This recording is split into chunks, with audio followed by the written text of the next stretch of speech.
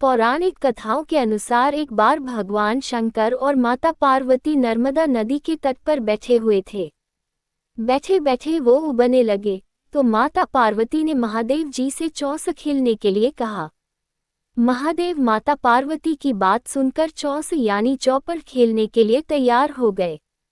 अब उनके सामने एक परेशानी थी कि उनके खेल में हार जीत का फैसला करने वाला कोई तीसरा शख्स नहीं था।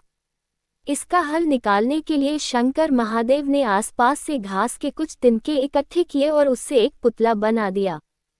फिर उसमें जान डालकर उससे कहा, हे पुत्र, मैं पार्वती के साथ चौपड़ खेलूंगा और तुम हम दोनों के खेल के साक्षी बनोगे।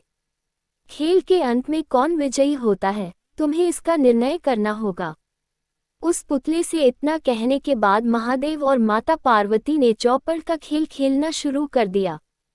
दोनों ने बारी बारी से 3 बार चौपड़ का खेल खेला और संयोग से तीनों ही बार माता पार्वती की जीत हुई। जब दोनों ने खेल खत्म किया और उस पुतले से विजयी होने वाले का नाम पूछा तो उसने महादेव को इस खेल का विजयी घोषित कर दिया। इससे माता पार्वती को गुस्सा आ गया और उन्होंने उस पुतले को लंगड़ा होने और कीचड़ में पड़े रहने का श्राप दे दिया। माता से श्राप सुनकर उस पुतले ने कहा, हे माँ, मैंने इस खेल का गलत निर्णय अपने अज्ञान के कारण लिया।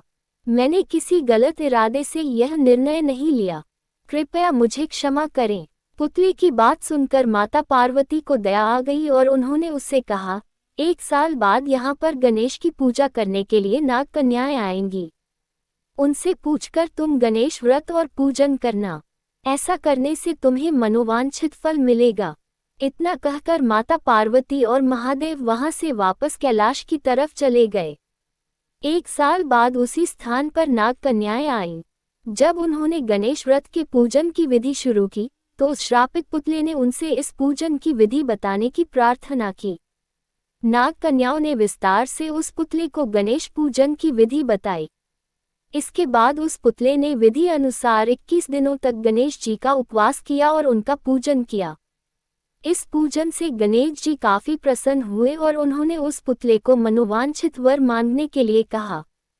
पुतले ने कहा, हे प्रभु, आप मेरे पैरों में इतनी शक्ति दें कि मैं कैलाश पर्वत पर जाकर अपने माता पिता से मिल सकूं और उन्हें प्रसन्न कर सकूं।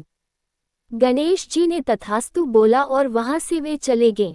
इसके बाद पुतला रूपी वह बालक चलते हुए कैलाश पर्वत तक पहुंचा और वहां पर वह भगवान शिव से मिला। महादेव से उसने सारी बात बताई।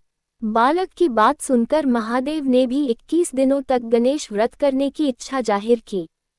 दरअसल चौपड़ के खेल वाले दिन माता पार्वती महादेव से भी नाराज होकर कैलाश छोड़कर वहां से चली गई थी।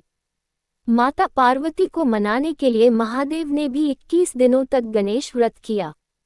ऐसा करने से माता पार्वती 21वें दिन कैलाश पर्वत वापस आ गई और उनके मन में महादेव के लिए जो नाराजगी थी वो भी खत्म हो गई। माता पार्वती के वापस आने पर महादेव ने सारी बात उन्हें बताई। ये सुनकर माता पार्वती के मन में भी अपने बड़े पुत्र कार्तिकेय से मिलने की इच्छा उत्पन्न हुई। उन्होंने 21 दिनों तक गणेश व्रत करने का निर्णय लिया। उस पुतले रूपी बालक द्वारा बताई गई विधि के अनुसार माता पार्वती ने 21 दिनों तक गणेश जी का उपवास किया और विधि से पूजा अर्चना भी की। व्रत के 21वें दिन ही कार्तिकेय खुद ही अपनी माता पार्वती से मिलने के लिए कैलाश पर आ गए।